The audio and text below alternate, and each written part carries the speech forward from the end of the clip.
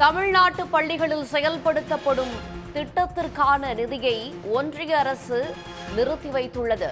சமக்ர சிக்ஷா அபியான் எனப்படும் திட்டத்திற்காக தமிழ்நாட்டிற்கு கொடுக்கப்பட வேண்டிய நிதியை ஒன்றிய அரசு நிறுத்தி வைத்திருக்கிறது. 573 கோடி ரூபாய் நிதியை ஒன்றிய அரசு நிறுத்தி வைத்துள்ளது.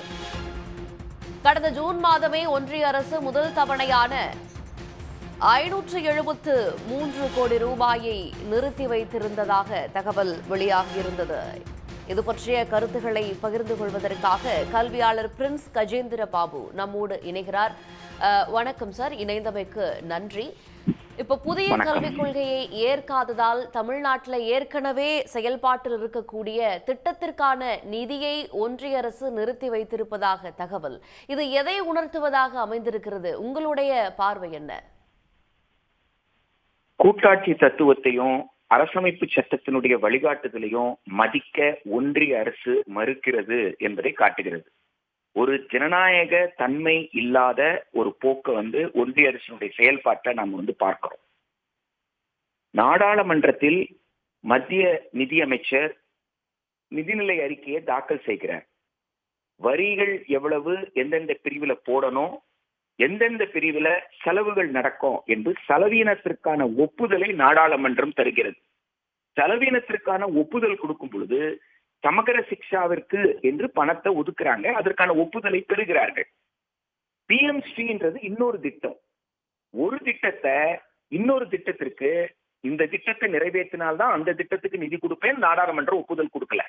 நாடாளுமன்றம் ஒப்புதல் கொடுத்தது அது எஸ்எஸ்ஏனா எஸ்எஸ்ஏக்கு தனியா, பிஎம்ஸ்ரீனா பிஎம்ஸ்ரீக்கு தனியா என்று தனித்தனியாகத்தான் ஒப்புதல் பெற்றிருக்கிறாங்க.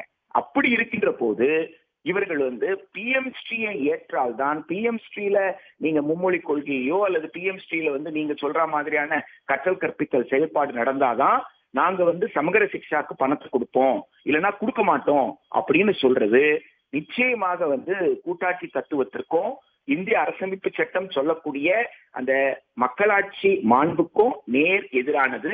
மாநில அரசிற்கு உரிமை இருக்கிறது. ஒரு மாநில அரசுல மாநில மக்களுடைய தேவைகள், மாநிலத்தினுடைய கல்வி கட்டமைப்பு, மாநிலத்தில் இருக்கக்கூடிய மாணவர்களை மிகச்சிறந்த ஆளுமைகளாக உருவாக்க வேண்டிய பொறுப்பு, இவை அனைத்தையுமே மாநில அரசுக்கு இருக்கு. மேலும் இந்தியா விடுதலை கிடைத்த காலம் தொட்டே பெரும்பகுதி பள்ளிகள்ல, பொது பள்ளிகளை நடத்துறது யாருன்னா இந்தியாவில் இருக்கிற பல்வேறு மாநில அரசுகள் தான்.